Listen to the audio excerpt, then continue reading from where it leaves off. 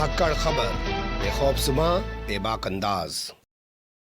धाकड़ खबर के news room से मैं आपके साथ हूं अकरम रईस खान। कुछ लोग लिख रहे हैं, बता रहे हैं, बोल रहे हैं कि प्रधानमंत्री नरेंद्र मोदी ने 2014 में संसद की दहलीज को चूमने के बाद 2019 तक तमाम संसदीय मर्यादाओं को ताक पर रख दिया, ध्वस्त कर दिया। ठीक उसी तरीके से 2019 में दूसरी बार प्रधानमंत्री बनने के बाद उन्होंने सबका साथ, सबका विकास, सबके विश्वास की बात करते हुए संविधान को साक्षी मानकर जो कुछ कहा था, उसके बाद वो 2019 से 2024 के बीच लगातार तमाम संवैधानिक व्यवस्थाओं को, मर्यादाओं को ताक पर रख रहे हैं, ध्वस्त करते जा रहे हैं। ये कुछ लोगों का ऐसा कहना है। लेकिन एक वीडियो सामने आया है जो इस बात पर मोहर भी लगाता है, क्योंकि वीडियो संसद भवन के अंदर से आया है। आप कल्पना कर सकते हैं, ये लोग जो रात दिन कहते हैं संसद हमारे लोकतंत्र का एक मंदिर है, और वही लोग लोकतंत्र के मंदिर में उस वक्त मौजूद नहीं होते जब ये लोकतंत्र का मंदिर खुला रहता है। सवाल पूछा जाता है रक्षा मंत्री से, जवाब देने के लिए खड़ा हो जाता है कानून मंत्री। सुना क्या कहा मैंने? सवाल पूछा जाता है रक्षा मंत्री से, डिफेंस मिनिस्टर से, जवाब देने के लिए खड़ा हो जाता है लॉ मिनिस्टर यानी कि कानून मंत्री। आप जानते हैं हमारे देश के रक्षा मंत्री हैं राजनाथ सिंह। वो उत्तर प्रदेश और तमाम राज्यों में हो रहे चुनाव में व्यस्त हैं, रैलियां कर रहे हैं और वहां जाके दहाड़ रहे हैं वो। इसके अलावा रक्षा राज्य मंत्री हैं अजय भट्ट, जो आते हैं उत्तराखंड से, वो वहां पे चुनाव में व्यस्त हैं। ना कैबिनेट मंत्री मौजूद है रक्षा मंत्रालय का, ना राज्य मंत्री मौजूद है संसद में रक्षा मंत्रालय का, और जवाब दिया जा रहा है कानून मंत्री के जरिए। क्या बचपन का कोई सीन आपको याद आता है? जैसे एक ज़माने में रामलीला हुआ करती थी, और रामलीला में जब किसी रोज़ शाम को कोई कैरेक्टर नहीं आता था तो कहते थे, रे जा उस पान वाले को बुला ला, जा उस हलवाई को बुला ला, आज ये वाला रोल उससे प्ले करा देते हैं, उसकी तबीयत खराब है। क्या वैसा सिस्टम बना दिया है? क्या ये जानबूझ के किया जा रहा है? क्या क्या सवाल खड़े हो रहे हैं वो आपको बाद में बताऊंगा। पहले आपको जानकारी दे देते हैं कि मुद्दा है क्या। राजस्थान से भारतीय जनता पार्टी के एक सांसद हैं जिनका नाम है सुखबीर सिंह जौनपुरिया। उन्होंने राजस्थान में सेना की भर्ती को लेकर एक सवाल पूछ लिया। जवाब देने के लिए कानून मंत्री खड़े हो गए। सदन में ना रक्षा मंत्री मौजूद हैं कैबिनेट, ना राज्य मंत्री मौजूद हैं जो रक्षा मंत्रालय से जुड़े हुए हैं, और जवाब दे रहे हैं कानून मंत्री। इस पर टीएमसी के जो सांसद हैं सौगत राय, उन्होंने ऐतराज दर्ज कराया कि इतना बड़ा मामला और कोई भी पूरे मंत्रालय में ना कैबिनेट मंत्री ना राज्य मंत्री मौजूद नहीं है। इस दौरान जमकर हंगामा भी हुआ। हालांकि बाद में बीजेपी का सांसद ये भी बोलने लगा, वाजिबा आप कौन होते हैं? सवाल मैंने पूछा, मेरा मंत्री जवाब दे रहा है। मेरा मंत्री कौन सा जवाब दे रहा है? इस पर आपको क्या ऐतराज होना चाहिए? और जो स्पीकर हैं ओम बिरला, जो खुद राजस्थान से आते हैं, आप जानते ही हैं भारतीय जनता पार्टी के सांसद हैं, वर्तमान समय में लोकसभा स्पीकर हैं, वो कहने लगे सामूहिक जिम्मेदारी होती है, ये बयान दे दे चाहे कोई बयान दे दे। पहले आप वो वीडियो देखिए, फिर उसके बाद जो सवाल खड़े हो रहे हैं उस पर गौर करने की कोशिश करेंगे। क्वेश्चन नंबर 144 सुखबीर सिंह जौनपुरिया जी। 144 माननीय मंत्री जी, तल पर रखा है। माननीय सदस्य। अध्यक्ष महोदय, मेरा माननीय मंत्री जी से सवाल है कि आज राजस्थान प्रदेश के अंदर में अगर सुबह 4 बजे देखें -डिग्री टेम्परेचर में भी यूथ आज भी इतना पसीना निकालता है सिर्फ सेना की भर्ती के लिए। अगर 50 डिग्री टेम्परेचर भी हो तो भी इतनी मेहनत करता है जिसको हद नहीं। मैं इस बात का निवेदन करना चाहता हूँ कि 12 नवंबर 2020 को भी मैंने पत्र माननीय मंत्री जी को लिखा था कि मेरे संसदीय क्षेत्र और राजस्थान में युवाओं के लिए सेना की खुली भर्ती की जाए। इस पर माननीय मंत्री जी ने संज्ञान लिया और मेरे को आश्वासन दिया कि मैं जल्द से जल्द सेना की खुली भर्ती का आयोजन करवाता हूं। माननीय मंत्री जी का मैं आदेश के आते मेरे संसदीय क्षेत्र के जिला टोंक, सीकर और जयपुर में 8 मार्च से लेकर 30 मार्च तक 2021 को सेना की खुली भर्ती का आयोजन किया गया, जिसमें लाखों युवाओं ने भाग लिया, जिसमें से लगभग 17,000 नौजवानों ने फिजिकल टेस्ट और मेडिकल टेस्ट में परीक्षा पास कर ली। युवाओं की अभी तक लिखित परीक्षा नहीं हुई। मेरा माननीय मंत्री से निवेदन है कि उनकी रिटर्न परीक्षा हो तो उनका कहीं न कहीं नंबर आ जाए और वो सेना में भर्ती हो जाए। माननीय मंत्री जी जवाब दें। अध्यक्ष महोदय जी, भारतीय सेना का जो रिक्रूटमेंट प्रक्रिया है वो सबको मालूम है। देश भर में अलग अलग जगह में इसका रीजनल हेडक्वार्टर है। आर्मी, आप फिर जवाब दे रहे सर, इसको थोड़ा रुकाइए, ये बहुत ज़्यादा डिस्टर्ब कर रहे हैं सर। आपका सर, आप सर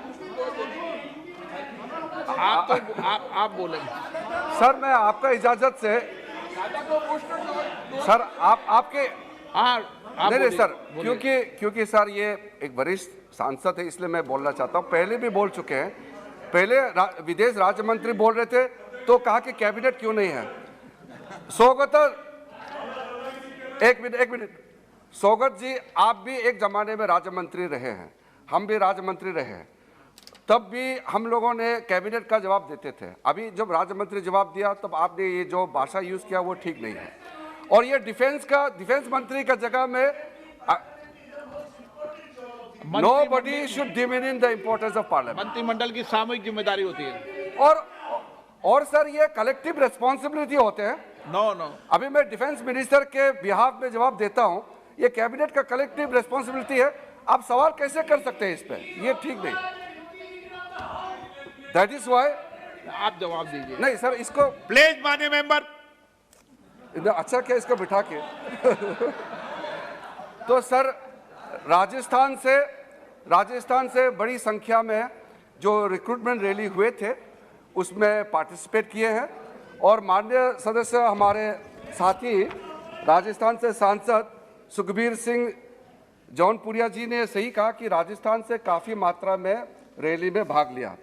और जब 47 रैलीज कंडक्ट किया गया देश भर में, उसमें कोविड का सिचुएशन आ गई जुलाई के महीने में गंभीर रूप से, तो रिक्रूटमेंट का प्रोसेस को रोक दिया गया है।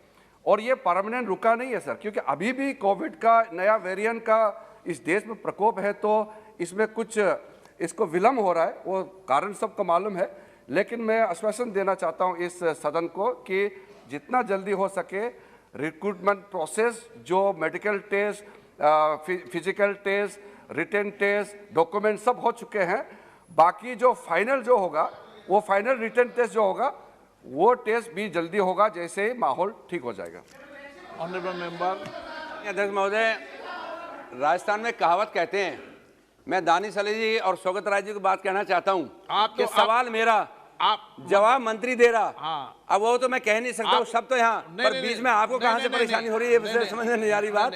मेरा माननीय मंत्री से निवेदन है आप इधर बोलिए। कि आपके माध्यम से मैं कहना चाहता हूँ कि जिस हिसाब से भर्ती की बात कही है कि अभी कोविड में वाकई डिले है, लेकिन कोविड होने के नाते और बहुत सी भर्तियां चालू हैं, तो मेरा निवेदन है कि जल्द से जल्द वो रिटन टेस्ट कराए जाएं ताकि वहां के बच्चों को मौका मिले और टोंक और सवाई माधोपुर के बच्चों को अलग से भर्ती का मौका मिले। धन्यवाद, जय हिंद। देख लिया आपने किस तरीके का हंगामा संसद में देखने को मिला। इस पर किरण रिजिजू कह रहे हैं कि सामूहिक जिम्मेदारी होती है, तो भैया प्रधानमंत्री क्यों चुना जाता है? फिर तो पूरी कैबिनेट आप ही चला लो, पूरा सिस्टम आप ही चला लो, फिर ये संसद को लोकतंत्र का मंदिर काहे बता रहे हो जी? जब सारा काम आपको ही करना, सारे मंत्री हटा दो और फिर ये कह दो कि कोई भी मंत्री संसद में नहीं आएगा, सिर्फ एक मंत्री संसद में आएगा और वो सबके जवाब देगा। उसको एक तरीके का मंत्रियों का प्रवक्ता बना दो, संसद के अंदर वो प्रवक्ता बन के बैठ जाए। हाँ भाई पूछ, क्या सवाल है? कानून मंत्री का सवाल है, मैं जवाब दूंगा। गृह मंत्री का सवाल है, मैं जवाब दूंगा। प्रधानमंत्री का सवाल है, मैं जवाब दूंगा।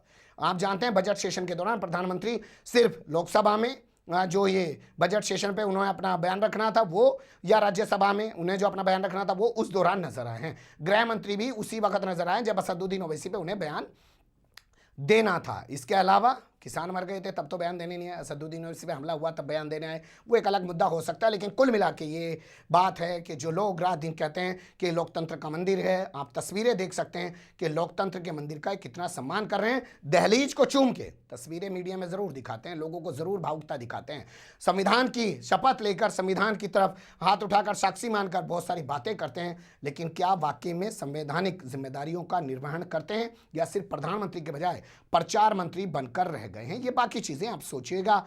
और ओम बिरला जो कह रहे हैं कि सामूहिक जिम्मेदारी है, वो भी गौर कीजिएगा। अच्छा बुरा जो भी लगे कमेंट्स के रूप में आप लोग अपनी राय दे सकते हैं, खबर को लाइक कर सकते हैं, चैनल को सब्सक्राइब कर सकते हैं और ज़्यादा से ज़्यादा हमारी खबरों को शेयर कर सकते हैं। फिर ऐसे ही किसी सुलगते हुए या उलझते मुद्दे लेकर मैं आपके सामने हूँगा हाजिर। फिलहाल अभी मुझे दें इजाज़त।